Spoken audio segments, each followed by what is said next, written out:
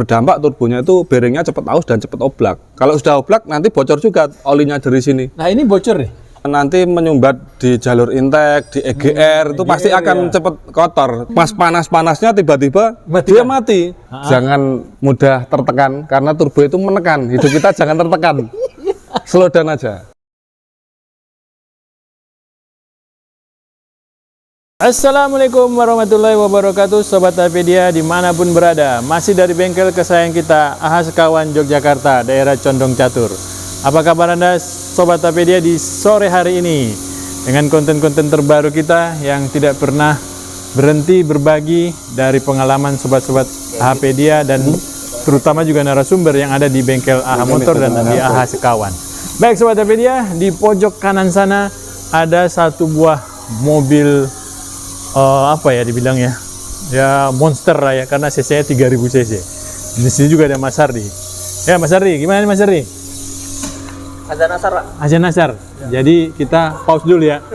Oke, baik. Salah. Ya, Sobat Hapedia, kita sudah menyelesaikan sholat asar berjamaah. Langsung ke narasumber aja Mas Hafiz. Assalamualaikum warahmatullahi wabarakatuh Mas Hafiz. Waalaikumsalam warahmatullahi wabarakatuh. Apa kabar Pak Taufik dan Sobat Hapedia? Alhamdulillah sehat selalu Mas Hafiz. Ini gimana Pak Taufik? Duo diesel ini ya. Waduh, duo diesel lah. Duo diesel.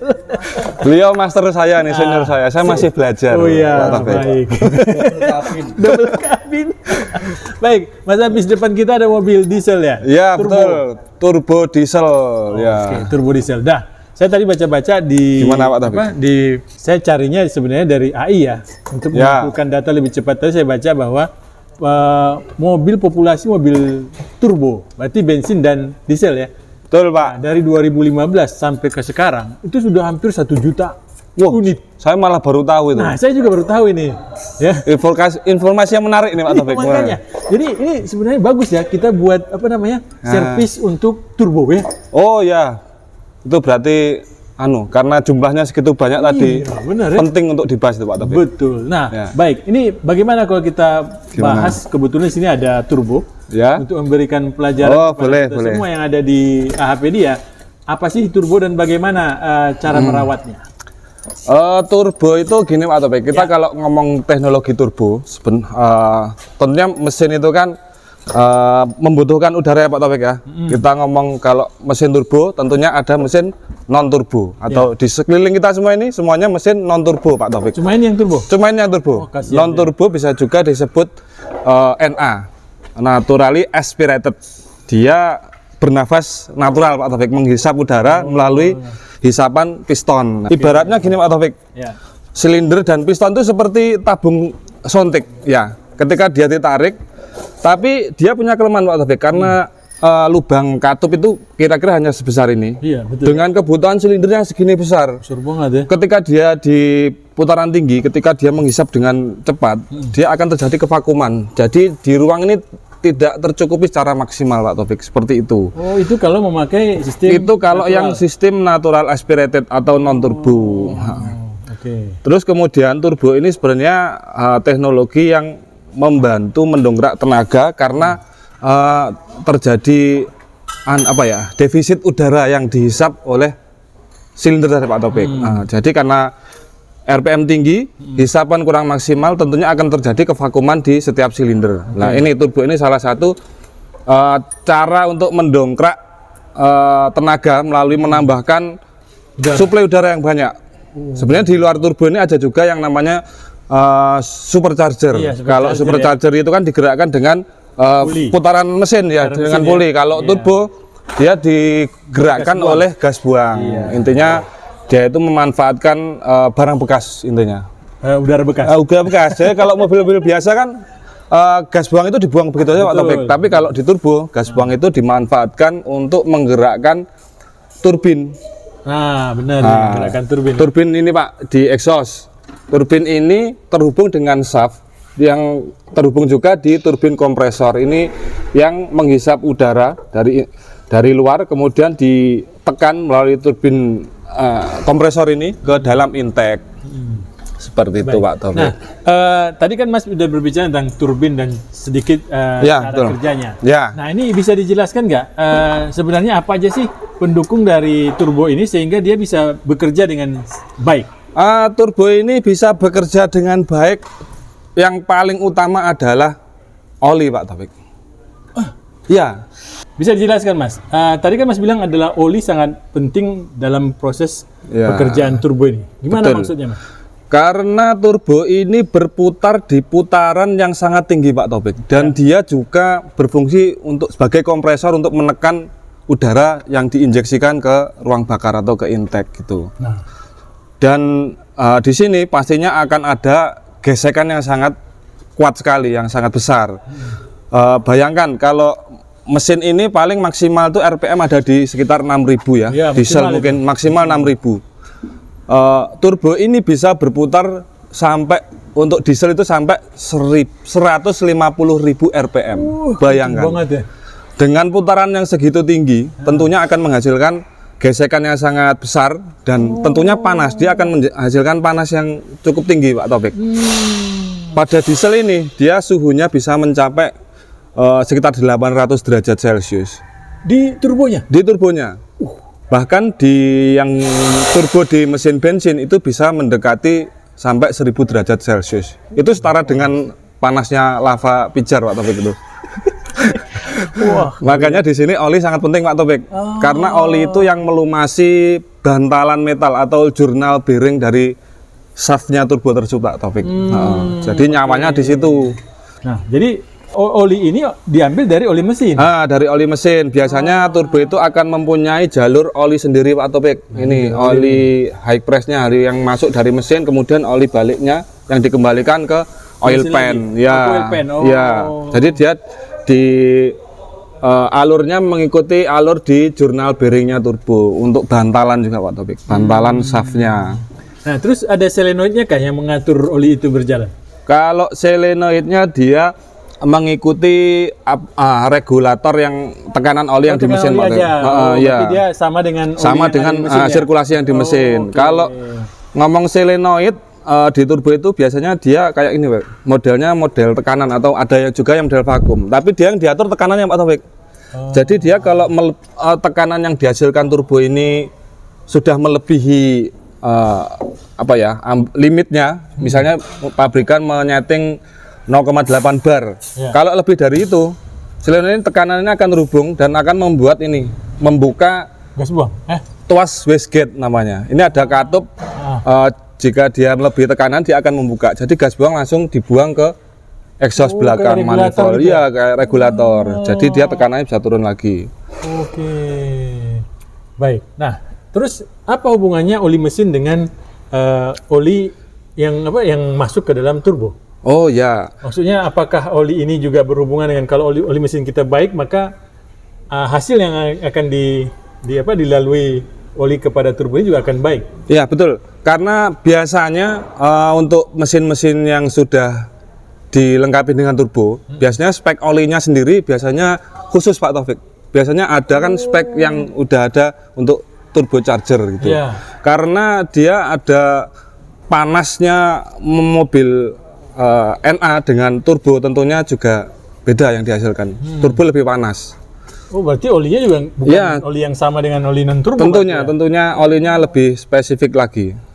Oke. Nah, kebiasaan kita untuk tidak telat ganti oli. Ya betul. Di luar itu juga ada kebiasaan yang ini cukup menentukan kinerja turbo dan keawetan turbonya. Tadi kan sempat disinggung, turbo itu bekerja di RPM sangat tinggi dan temperaturnya sangat tinggi. Iya. Di turbo-turbo modern itu sudah dilengkapi dengan turbo timer. Oh, oke. Turbo timer itu untuk men-timer ketika kita meng-off-kan kontak, mesin itu tidak langsung mati Pak Taufik. Apa Tapi masih manfaatnya itu, Mas? jeda berapa detik Benar. untuk dia hidup. Manfaatnya adalah agar oli ini tetap bersirkulasi di turbo sehingga dia bisa membantu cooling down turbo. Jadi tidak pas panas-panasnya tiba-tiba dia mati. Akhirnya oli yang tertinggal di turbo ini dia akan memanas dan bakal kayak terbakar terus mengerak Pak Taufik, ngeselak di turbo. Akhirnya membuat bearing-bearing turbo ini cepat aus seperti itu. Tapi itu timer itu pasti ada di setiap mobil sekarang. Belum tentu, ada juga yang belum ada timernya. Terutama di mobil-mobil diesel zaman dulu yang lama-lama. Itu biasanya belum ada turbo timernya.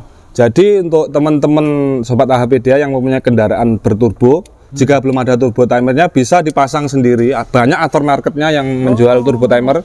Atau kalau belum ada, mungkin bisa dibiasakan ketika setelah perjalanan jauh atau perjalanan yang running cukup lama, sebelum berhenti, saat berhenti sebelum mematikan mesin sebaiknya ditunggu jeda beberapa detik atau beberapa menit gitu, sampai dia cooling down dulu, baru dimatikan.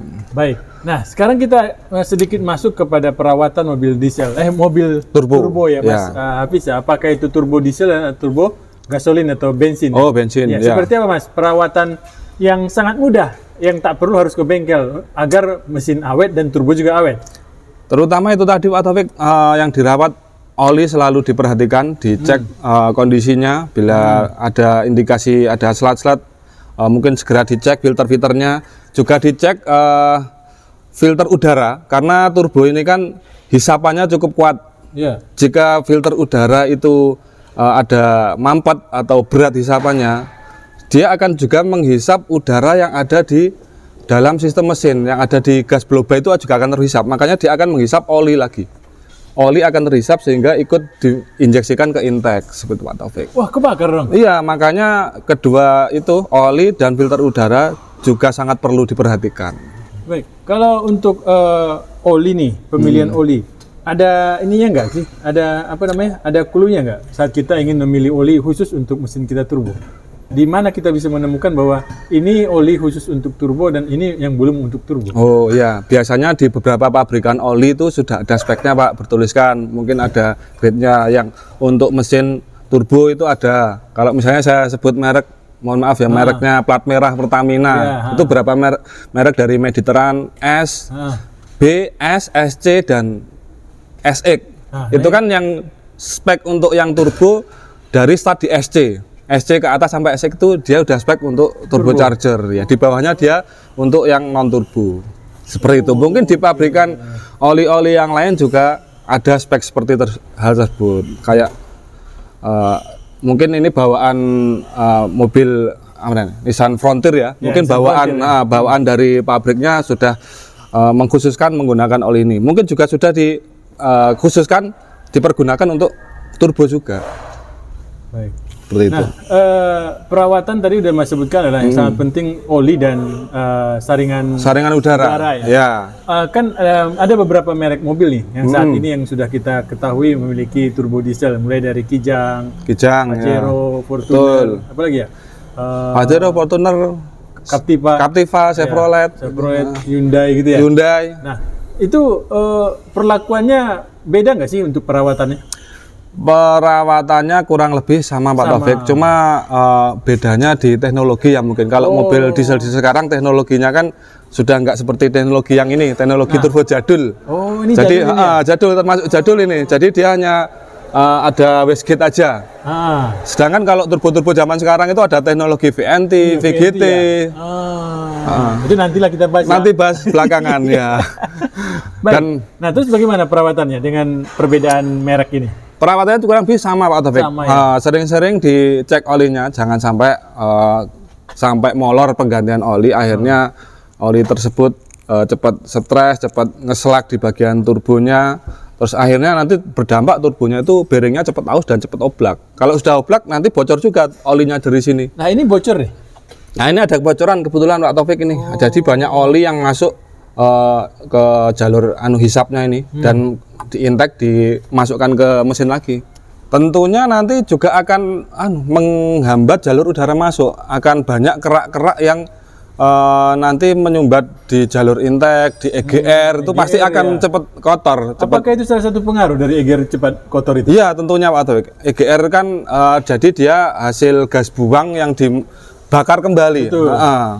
Kadang kalau ada oli yang bocor dan oli yang ikut kebuang dan gas buang yang dihisap lagi terlalu banyak, kan akhirnya cepat menumpuk Pak Taufik. Akhirnya bisa juga ada yang ditemui EGR itu sampai buntu.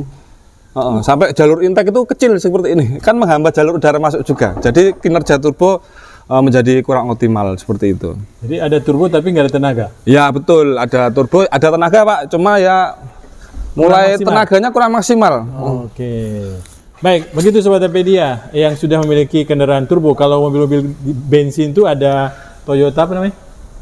Daihatsu TAF itu ya? Ya, TAF di yang kecil ya? TAF kecil, Starlet itu juga ada yang turbo. Ya. Datsun Cerit juga. itu juga ada yang turbo. Ya, banyak sebenarnya Pak. Terutama kalau mobil-mobil yang build up itu juga banyak sebenarnya yang sudah dilengkapi dengan turbo. Iya, punya Nissan juga ada yang turbo itu, yang baru keluar bensin. Iya betul, itu juga turbo. Baik, Sobat Apedia yang sudah memiliki kendaraan turbo baik bensin ataupun diesel, ilmu yang sedikit dari Mas Hafiz di bengkel AHA Sekawan Yogyakarta bisa menambah pengetahuan ya. Iya betul Pak Taufik. Mobil turbo kita ini bisa lebih awet, dan yang tadi yang kita bisa dengarkan yang digaris bawahi adalah bagaimana oli harus tetap dijaga karena ternyata suhu dari turbo itu sangat tinggi. Sangat tinggi sekali. Kayak lava pijar katanya. Iya betul, panas banget. Baik Mas Hafiz, terima kasih. Siap. Pokoknya tetap semangat, jangan mudah tertekan karena turbo itu menekan. Hidup kita jangan tertekan. Slow down aja. Oke, baik. Terima kasih. Barakallahu fikum. Assalamualaikum.